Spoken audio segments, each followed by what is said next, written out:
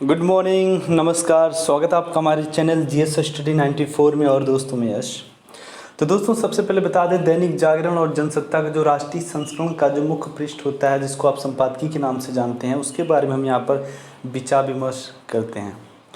तो कल जिस तरह से आप लोगों ने अपनी तमाम तरह की लेखों से संबंधित प्रतिक्रियाएँ दी, उसके लिए मैं आभार व्यक्त करता हूँ। तो एक है स्टडी ऑनलाइन करके, उन्होंने कहा था सर आप हैंड राइटिंग से नोट बनाइए, उसके बाद टेलीग्राम पे आइए। तो सर मैं टेलीग्राम पे हूँ, जीएस स्टडी 94 के नाम से आप सर्च करके सब्सक्राइब कर सकते हैं। और उसके बाद मैं बता दूँ, एक पाई ब्लॉग करके हैं, उन्होंने बहुत ही बढ़िया लिखा था। सच में जिस तरह से आपका पॉइंट ऑफ व्यू है, जिस तरह से आपने एक दृष्टिकोण रखा था, एक नज़रिया दिया, वो बहुत ही सराहनीय प्रयास है पाई ब्लॉग जी। और मैं उम्मीद करता हूँ कि ईश्वर जो भी आप बनना चाहते हैं, ईश्वर आपकी इच्छाओं को, आपके उद्देश्यों को पूरा करे। और रूपम कुमारी जी, मैं बार बार कहता हूँ, आप जैसे लोग ही देश, समाज, दुनिया को बदल देते हैं। क्योंकि आप एक हाउसवाइफ हैं, किसी की बीवी हैं, मतलब ये सारी, मतलब होता है ना कि जो आप मेहनत कर रही हैं, इन सारे कामों से किस प्रकार से आप अपने आप को वहाँ से समय निकाल के जिस तरह से अपना कार्य पठन पाठन में लगा रही हैं, वो भी बहुत सराहनीय है। ठीक है, तो ऐसे तमाम तरह के लोग हैं जो कमेंट के माध्यम से चीज़ों को क्लैरिफाई किया है, ठीक है, इलेबरेट किया है, उसके लिए तहे दिल से स्वागत। तो चलते हैं दोस्तों आगे। पता है, हमारे गांव में एक चीज़ बता दें आपको, इसी से थोड़ा मन परेशान रहता है। हमारे गांव में उनके पिताजी को उनके दो बेटियों को, उनकी दो बोले तो पतोहू नहीं होती हैं, मतलब वो उन दोनों के, मतलब जो बीवियां हैं, उनके बच्चों को कोरोना हो गया है, सारे लोग गए हैं। So that's why. चलिए, अच्छा, हम बात करेंगे चुनौती बनती आपदाएं। ऐसे कई तरह के लेख आए होंगे जिसमें मैंने आपदाओं, डिज़ास्टर के, नेचुरल जो डिज़ास्टर हैं उसके बारे में मैंने बात किया था। और अपने तमाम तरह के विचारों को मैंने रखा था कि किस प्रकार से हमारे देश में केंद्र सरकार और राज्य सरकार और स्थानीय सरकारों के द्वारा, स्थानीय अधिकारियों के द्वारा उपेक्षा किया जाता है, सही आंकड़े वहाँ पे नहीं पहुँचाया जाता। यही कारण कि हर साल इसी तरह की आपदाओं के कारण हमें एक जगह से दूसरी जगह पर पलायन होना पड़ता है। और इससे क्या होता है कि बहुत ज़्यादा नुकसान होता है, जान माल धन की सब चीज़ों की नुकसान होती है। और सरकारें आज भी मौन बैठी हैं, उसके बारे में आज हम बात करेंगे। और इसे लिखा है दोस्तों, वेट, इसे लिखा है भारत डोगरा जी ने। डोगरा नाम से लग रहा है, या तो ये महाराष्ट्र के हों या फिर ये पहाड़ साइड के हों, मतलब जैसे हिमाचल प्रदेश, जम्मू कश्मीर, उत्तराखंड में भी डोगरा के बारे में कोई जानता होगा तो बताइएगा कि ये किस, मतलब होता है ना, थोड़ी सी उत्सुकता बनती है। चलिए अब चलते हैं आगे। दुनिया के अनेक क्षेत्र इस समय दोहरी तिहरी आपदाओं के दौर से गुजर रहे हैं। अफ्रीका और अरब क्षेत्र के कुछ देशों में युद्ध और गृह युद्ध के कारण करोड़ों लोग बुरी तरह त्रस्त थे और भूख के साथ घायल बीमार लोगों के इलाज की समस्या भी विकट होती जा रही थी। इस स्थिति में कोरोना महामारी और उससे बचाव के लिए पूर्णबंदी जैसी स्थितियों का आगमन हुआ। इस कारण खाद्य सामग्री ज़रूरतमंदों तक पहुंचाने और घायलों को इलाज की समस्या और गहरा गई। इतना ही नहीं, इस स्थिति में इनमें से कुछ देशों को टिड्डी दलों के हमले को भी झेलना पड़ा, जिससे खाद्य व जीविका सुरक्षा पर अप्रतिकूल असर पड़ा। तो एक चीज़ तो कन्फर्म है, 2020 जो है कि दोस्तों तमाम तरह के समस्याओं से पीड़ा पहुंचा रहा है, ठीक है, पृथ्वीवासियों को। देख सकते हैं कोरोना का दौर ख़त्म नहीं हुआ कि अब तमाम तरह के कयास लगाए जा रहे हैं कि रेशेशन के माध्यम से किस प्रकार से खाद्य सामग्री की जो आपूर्ति है, पहुंच है, उसमें कमी आएगी। उसके बाद हो सकता है एक बड़ा वर्ग जो है स्टार्वेशन जो होता है, भुखमरी का शिकार हो। और अनएम्प्लॉयमेंट तो ऐसे बढ़ा है। और एक तरफ देखे होंगे कि कई राज्यों में टिड्डियों से लोग परेशान हैं, क्योंकि ये टिड्डी इतनी व्यापक संख्या में है ना, जहाँ पर जा रहे हैं ज़िले में जितनी भी फसलें हैं, ज़िला को छोड़ के देश थर्रा जा रहा, पाकिस्तान जैसा देश थर्रा गया। और इस समय हमारे यहाँ भी आ गया। तकरीबन मान के चलिए हमारा जो राज्य है प्रतापगढ़ तक ये टिड्डी आ गई हैं, तो जितने भी फसल होंगे किसानों के सब बर्बाद कर देगी, सब चट कर जाएंगी। तो ये जो तमाम तरह के जो डिजास्टर आ रहे हैं, जो आपदाएं आ रही हैं, तो कहीं ना कहीं ये संकेत है कि अगर प्रकृति के साथ आप खिलवाड़ करते हैं और कुछ कुप्रबंधन है जिन्हें आप सही जगह पे व्यवस्थित नहीं करेंगे, तो उसका असर भी आपको इन सब चीज़ों पर दिखेगा। ठीक है। ईरान, अफ़गानिस्तान, वेनेजुएला जैसे कई देशों को पिछले कुछ समय में 3 पक्षी आपदाओं के दौर से गुजरना पड़ा है। दक्षिण एशिया का एक बहुत बड़ा क्षेत्र भी दोहरी या तीसरी आपदा से प्रभावित रहा। यदि हम अपने देश के पूर्वी भाग को देखें तो कोविड-19 के दौर में ही पश्चिम बंगाल और उड़ीसा को समुद्री चक्रवात का सामना करना पड़ा। पश्चिम बंगाल में तो भारी तबाही हुई। तटबंधों के टूटने से बाढ़ की स्थिति कुछ क्षेत्रों में मानसून के आगमन से पहले ही उत्पन्न हो गई। असम के कुछ क्षेत्रों में भी समय के पहले ही बाढ़ जैसे हालात बन गए। इतना ही नहीं, देश के अनेक पश्चिमी भागों को पिछले दिनों टिड्डी दलों के सबसे बड़े हमले को भी झेलना पड़ा। राजस्थान, उत्तर प्रदेश, मध्य प्रदेश और महाराष्ट्र के अनेक जिले टिड्डियों के हमले से प्रभावित हुए। इनमें से कई जिले इसी समय गंभीर जल संकट से भी जूझ रहे हैं। महाराष्ट्र के कुछ जिलों में निसर्ग चक्रवात से भारी क्षति हुई है। आपको पता होगा तकरीबन 2 चक्रवात आई हैं, और इसे आप जाके राइट डाउन कर लीजिएगा। अगर आपके पास कलम और कॉपी होगा तो निसर्ग के बारे में भी लिख लीजिएगा। और एक चक्रवात था अभी 15-20 दिन पहले आया था, या 1 महीने, एम्प्रॉन करके क्या था। यदि किसी को इसके बारे में जानकारी हो तो नाम लिख दीजिएगा। तो आप देख रहे होंगे दोस्तों कि यहाँ पे लिखा है कि कई क्षेत्र महाराष्ट्र के और अन्य राज्यों के ज़िलों में ऐसे आइडेंटिफाई किए गए कि वहाँ पे जल जो संकट है कितना गंभीर बन जाता है इन गर्मियों में। और मैं कई राज्यों के बारे में बता दूं, कुछ राज्यों में ऐसा भी है, कुछ राज्यों के ज़िलों में, कि वहाँ पे बारिश के मौसम में बाढ़ आ जाता, उसके बाद जैसे ही गर्मी होती है वहाँ पे सूखा आ जाता, पानी के लोग एक जगह से दूसरे जगह पर उन लोगों को भटकना पड़ता है।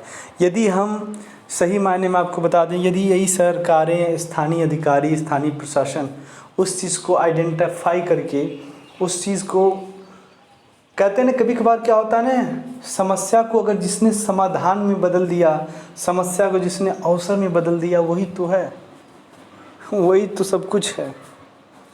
जिस तरह से हमारे देश के यशस्वी और गौरवशाली प्रधानमंत्री मोदी जी ने कहा था कि जो संकट काल है, जो कोरोना की वजह से तमाम तरह की समस्याएं हैं, यदि हमने इस समस्या को अवसर में बदल दिया तो यकीन मानिए हमारा देश बहुत आगे होगा। इसीलिए उन्होंने कहा कि आत्मनिर्भर बनो और पहली प्राथमिकता, प्रायोरिटी अपने देश के प्रोडक्ट को दो, ताकि आपके देश के जो छोटे मध्यम वर्ग के जो कारीगर हैं उन्हें उपेक्षा का शिकार ना होना पड़े। इसके लिए सबसे पहली प्रायोरिटी आपको अपने लोगों को देना पड़ेगा। तो ये चीज़ें हैं। देखिए गांव में भी आजकल क्या चल रहा है कि गांव में जो भूमि का जो जल स्तर है, देखे होंगे आप लोग, कुछ लोग ऐसे भी होंगे जो शहरों से बिलोंग करते तो उन्हें नहीं पता होगा। एक हैंड पंप होता है जिन्हें हम यहाँ पर वो कहते हैं, मशीन बोलते हैं। हैंड पंप क्या होता है, ज़मीन के अंदर का जो पानी होता है बाहर निकालता है। पर दोस्तों आजकल उसका जल स्तर इतना नीचे गिर गया है कि और नीचे उसका जो बोरिंग बोला जाता है, पाइप डालना पड़ता है। ये चीज़ें क्यों हो रही हैं? तमाम तरह के जो है आप जंगलों का विनाश कर रहे हैं, उसके बाद वहाँ पे इमारतें खड़ी कर रहे हैं, 2-4 पेड़ लगाने में आपकी सांसें फूल जा रही हैं। तो यही तो है, आप जितना प्रकृति से लें उतना आप उन्हें दे भी, तब जाके सारी चीज़ें बैलेंस होंगी, अन्यथा सारी चीज़ें असंतुलन की तरफ अग्रसर हो जाएंगी। मानव जो है वो संकट की तरफ बढ़ने लगेगा, और आज वही स्थिति हो रही है। यदि इन सारी समस्याओं को देखकर, इन सारी पैंडेमिक को देखकर भी इंसान कुछ नहीं सीखता, पृथ्वीवासी सचेत नहीं होते हैं, तो इससे भी खतरनाक दुविधाएं, समस्याएं सामने आने वाली हैं। अभी तो ये संकेत है, हमें इससे लर्न करना चाहिए, सीखना चाहिए कि काश वो न स्थिति आ जाए कि अभी तो मुंह बांध के चलने हैं, पीछे पता चला गैस सिलेंडर बांध के चलना पड़ा। तो ये स्थितियां ना आने दें, आप सचेत रहें। ऐसे विशेष कठिन परिस्थितियों में संकट से उबरने के लिए परस्पर सहयोग और साहस की ज़रूरत है। उड़ीसा व पश्चिम बंगाल में चक्रवात से पूर्व के बचाव में यह देखा गया, जिसके लिए इस प्रयास से जुड़ी सभी एजेंसियां प्रशंसा की पात्र हैं। तो मैं आप लोगों के माध्यम से पूछना चाहूँगा, यदि आप जिस भी ज़िले से हैं, जिस राज्य के, आप लोग बताइएगा कि क्या आपके यहाँ साल में ऐसी कोई मतलब अव्यवस्था के कारण कोई ऐसी समस्या उत्पन्न होती है जिससे आप पूरी तरह से जिम्मेदार मानते हैं वहाँ के स्थानीय प्रशासन को या फिर सरकारों को? जैसे बाढ़ की स्थिति आ सकती है और आपने कई बार कहा हो सरकारों से, पर उसके प्रति कोई भी सचेत ना हुआ। आपने कई बार ज्ञापन लेटर भी दिया हो, चाहे बाढ़ की स्थिति हो, चाहे सूखे का हो, चाहे गंदगी का हो, चाहे जंगलों की कटाई हो, जानवरों का शिकार हो अवैध तरीके से। ऐसी कोई भी यदि अव्यवस्था वहाँ पर अभी भी चालू है, चीज़ें चल रही हैं, तो उसके बारे में ज़रूर आप अवगत कराइएगा यदि आपके पास समय हो। ठीक है, किसी प्रकार से इसमें कहते हैं ना यज्ञ करने की आवश्यकता नहीं है, जो वास्तविकता उसे आप सामने रखिए। ठीक है, उसके बाद आवाज़ भी आप उठा सकते हैं। तो मैं देखना चाहता हूँ कि कौन सी अव्यवस्थाएं किन राज्यों में किस ज़िले में हैं। निसंकोच आप बताइएगा, क्योंकि ये देश की बात है। ठीक है, लगभग 7 लाख लोगों को समय पर विशेष आश्रयों व सुरक्षा स्थलों पर पहुंचाया गया। ओडिशा में एक भी जीवन की क्षति नहीं हुई। पश्चिम बंगाल में तूफानी प्रकोप इतना अधिक था कि कुछ लोगों को नहीं बचाया जा सका।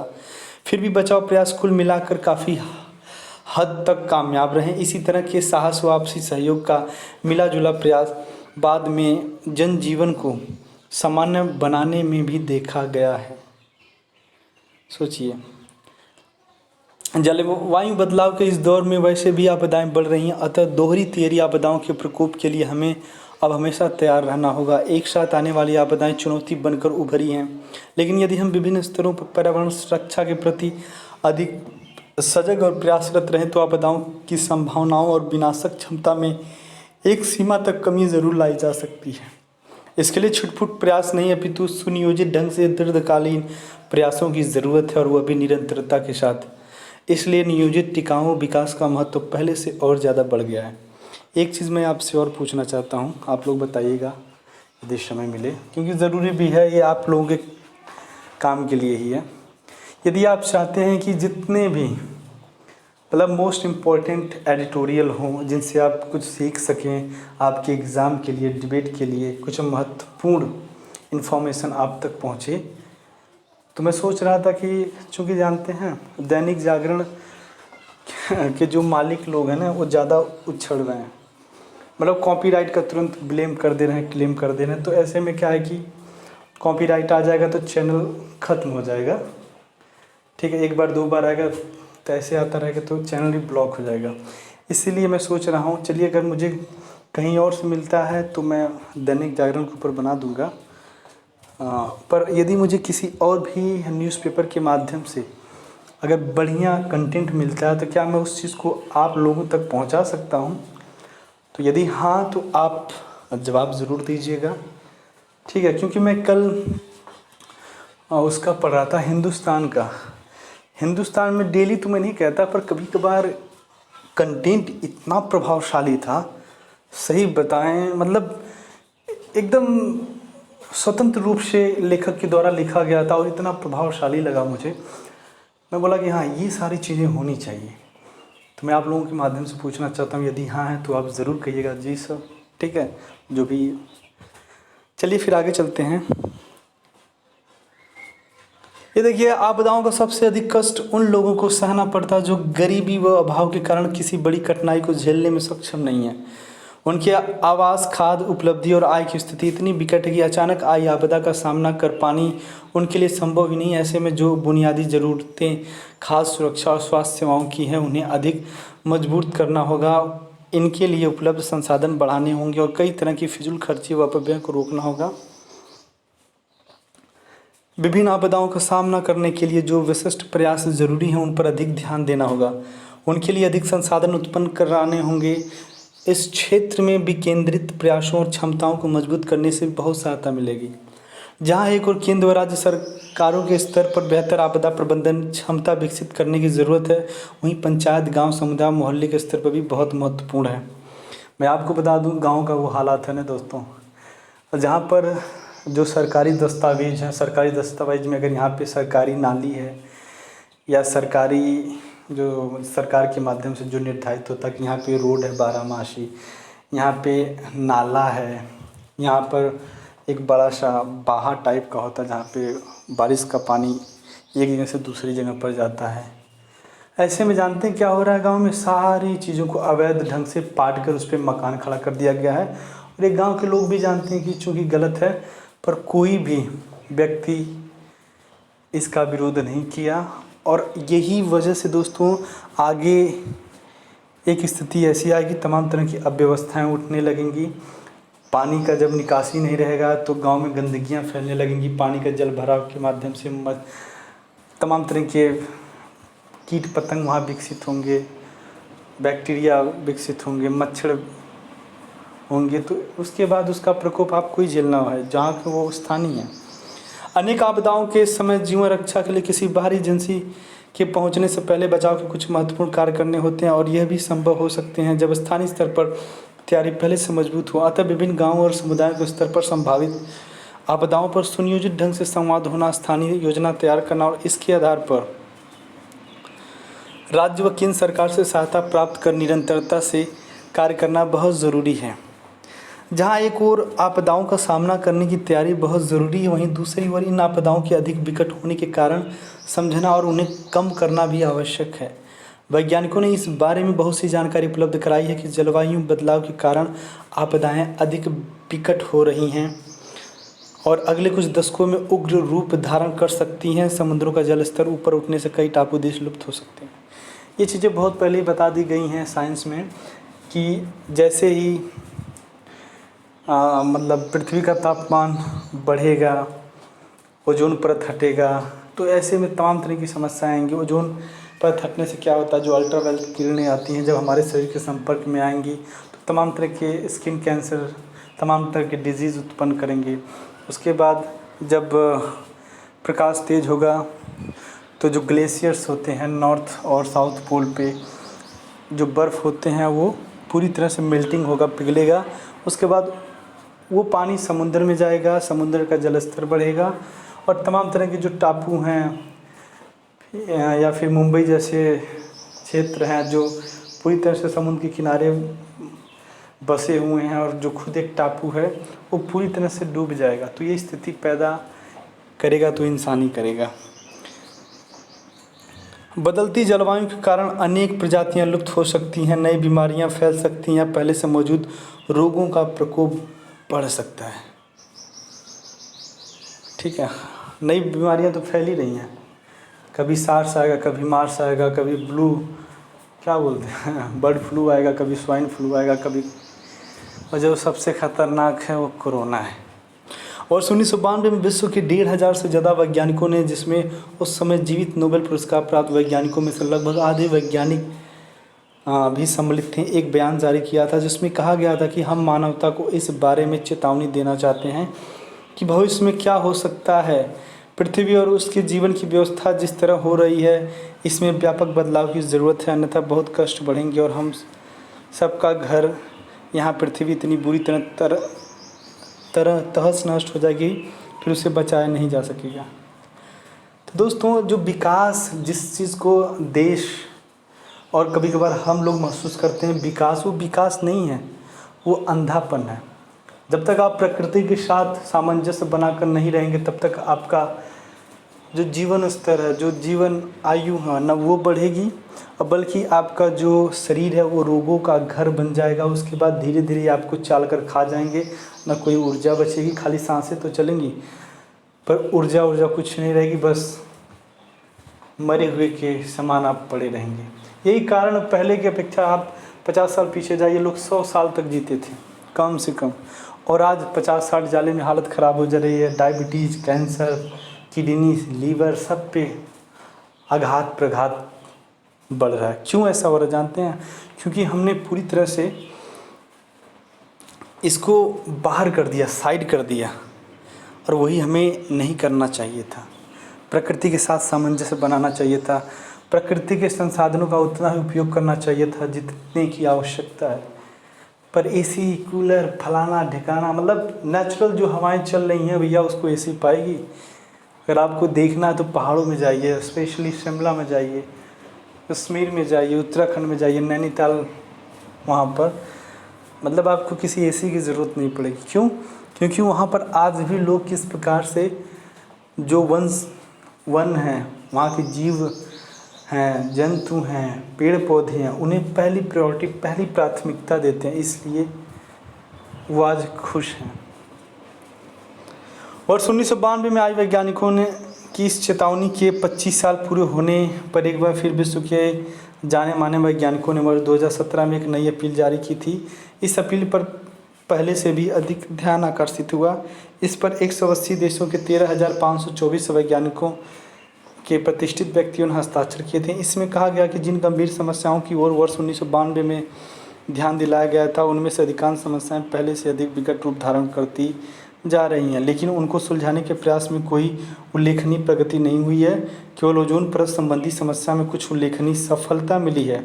अस्तित्व को संकट में डालने वाली अन्य समस्याएं पहले की तरह गंभीर स्थिति में मौजूद हैं या फिर उनकी स्थिति और विकट हुई है। मौजूदा एक समय दोहरी तेहरी आपदाओं के दौर को समझने के लिए इस तरह की चेतावनियों पर ध्यान देना ज़रूरी है। ये चेतावनी हमें बता रही है कि जहाँ आपदाओं का सामना करने के लिए कहीं अधिक व बेहतर तैयार की ज़रूरत है, वह बचाव के लिए हमें विकास के मॉडल और जीवन शैली में व्यापक बदलाव करने होंगे ताकि पर्यावरण की रक्षा को व्यापक और मजबूत आधार मिल सके।